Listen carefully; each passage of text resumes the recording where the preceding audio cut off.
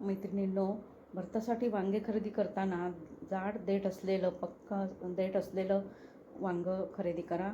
आणि डार्क जांभळ्या रंगाचं जाडसर वांगं निवडा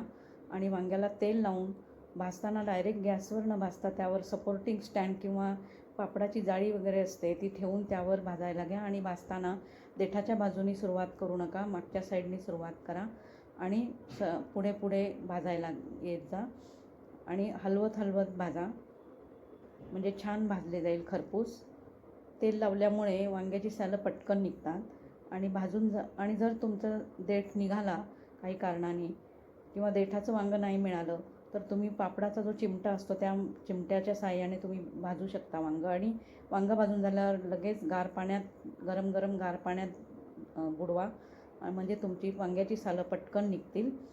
आणि जर तुमचं वांग्याचं साल काढायचं राहिलं, गार झालं वांगं, थोड्या वेळाने जर काढायचं असेल साल, तर तुम्ही परत गॅसवर वांगं गरम करायला ठेवा आणि मग तुम्ही परत एकदा गरम करून पुन्हा पाण्यामध्ये बुडवा किंवा नळाखाली तुम्ही धरू शकता वांगं,